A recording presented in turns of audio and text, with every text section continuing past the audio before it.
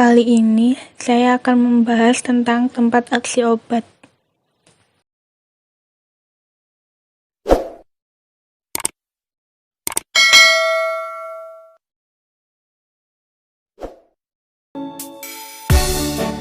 Yang pertama ada level aksi obat.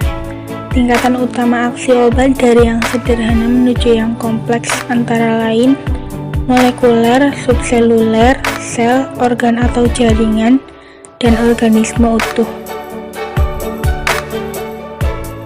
Kemudian ada mekanisme aksi obat, ada non-spesifik dan spesifik.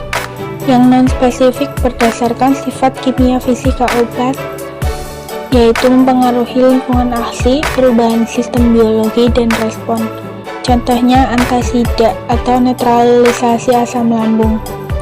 Yang spesifik berdasarkan interaksi senyawa dengan target aksi spesifik, yaitu proses biokimia sel dan respon. Target aksi obat ada 4. Yang pertama kanal ion, yang kedua enzim, yang ketiga molekul pembawa, dan yang keempat reseptor.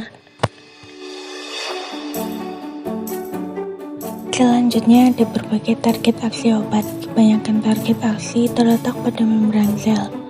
Sebagian besar reseptor adalah reseptor membran, ada di permukaan. Beberapa target aksi obat terdapat pada daerah intraseluler, yaitu reseptor intraseluler, enzim, nukleus.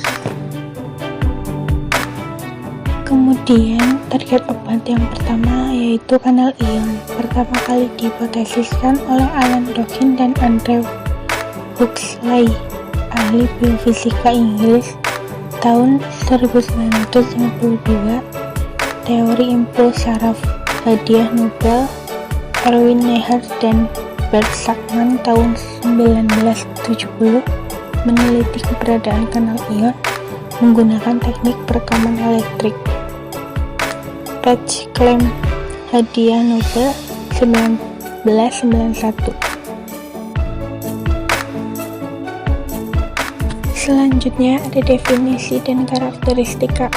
Merupakan tempat bagi ion-ion tubuh untuk melakukan transport pada membran sel.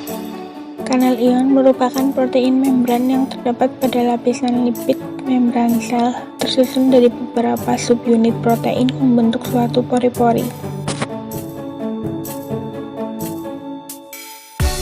Kemudian kanal ion terdapat pada hampir setiap sel. Fungsinya transport ion, pengaturan potensial listrik melintasi membran sel, signaling sel.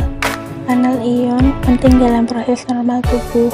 Beberapa penyakit terkait dengan disfungsi kanal ion, misalnya aritmia jantung, diabetes, epilepsi, hipertensi, kistik fibrosis, dan lain-lain.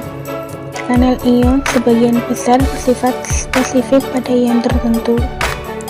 Pembukaan atau penutupan kanal ion diatur oleh senyawa kimia atau ligan, sinyal listrik, dan kekuatan mekanik. Kemudian, bagaimana kanal ion dapat menjaga potensial sel dalam kondisi istirahat? Istilah-istilah yang digunakan yaitu depolarisasi atau peningkatan potensial listrik pada daerah intraseluler dibandingkan dengan kondisi istirahat, berkurangnya perbedaan polaritas pada membran sel antara daerah intra dan ekstraseluler. Yang kedua, repolarisasi, yaitu kondisi kembalinya perbedaan polaritas membran sel. Yang ketiga, hiperpolarisasi, yaitu peningkatan perbedaan polaritas membran sel antara daerah intra dan ekstraseluler. Yang keempat, drastic potensial, yaitu kondisi di mana perbedaan potensial listrik intra ekstraseluler 60-80 mV dan kondisi intrasel relatif lebih negatif dari ekstraseluler. Kemudian, jika terjadi pergerakan ion yang terlalu banyak akan mengganggu homeostatis sel. Harus ada cara mengembalikan ion tersebut. Pompa natrium atau kalium akan memompa 2 ion kalium masuk dan 3 ion natrium keluar. menjaga muatan intrasel lebih negatif.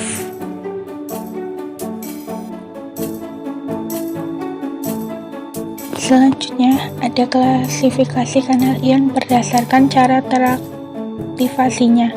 Kanal ion teraktivasi voltase yaitu berespon terhadap perubahan potensial membran, terbuka jika depolarisasi, tertutup jika hiperpolarisasi.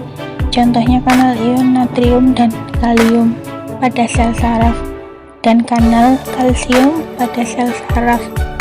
Kanal ion teraktivasi ligan berespon terhadap ligan yang berada pada daerah ekstrasel kanal. Contoh reseptor asetilkolin nikotinik, reseptor NMDA. Kanal ion teraktivasi molekul intraseluler yaitu berespon terhadap senyawa intraseluler, misalnya kalsium dan CAM. Kemudian kanal ion teraktivasi oleh kekuatan mekanik, berespon terhadap kekuatan mekanik yang timbul dari peregangan atau pengerutan lokal membran sekitar kanal ion.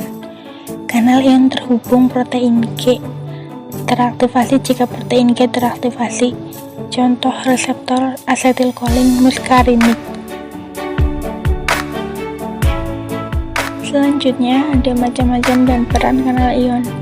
Macam-macam kanal ion, ada kanal ion Na+, K+, Cl-, dan Ca2+. Peran kanal ion pada makhluk hidup. Kanal Na+ berperan dalam penyampaian impuls saraf atau potensial aksi, atau disebut juga depolarisasi. Kanal K+ berperan sebagai kekuatan penstabilan repolarisasi atau hiperpolarisasi. Kanal Ca2+ penting dalam signaling sel berbagai aksi, contohnya kontraksi, eksositosis, pelepasan neuron transmitter. Kanal Cl- aliran osmotik atau hiperpolarisasi. Selanjutnya, target aksi obat yang kedua yaitu enzim. Enzim merupakan suatu protein yang berfungsi sebagai katalis proses-proses kimia atau biokimia dalam tubuh. Aksi obat pada enzim diperantarai dua mekanisme. Molekul obat sebagai substrat analog yang bereaksi sebagai inhibitor kompetitif bagi enzim. Molekul obat sebagai substrat yang salah atau palsu. Molekul obat mengalami transformasi kimia, membentuk produk abnormal melalui jalur metabolik berubah. Selanjutnya, ada molekul obat sebagai inhibitor kompetitif bagi enzim. Kemudian ada contohnya pada neostigmin.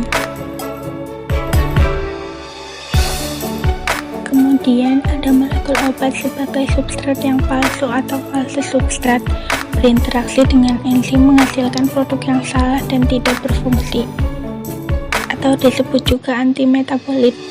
Contohnya 5-fluorourasil menggantikan urasil dalam biosintesis purin. Yang kedua, methotrexate menggantikan folat dalam biosintesis purin. Kemudian target aksi obat yang ketiga yaitu molekul pembawa. Klasifikasi protein transport membran. Yang pertama, transporter meliputi uniport, simport, dan antiport. Yang kedua, ATP atau powered ion pump.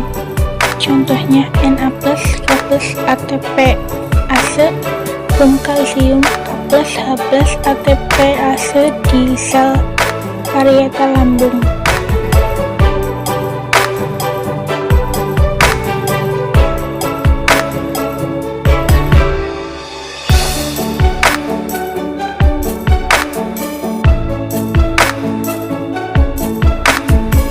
Dan target aksi obat yang terakhir yaitu reseptor. Reseptor merupakan target aksi kebanyakan obat atau ligan menjadi berfungsi apabila berinteraksi dengan agonis.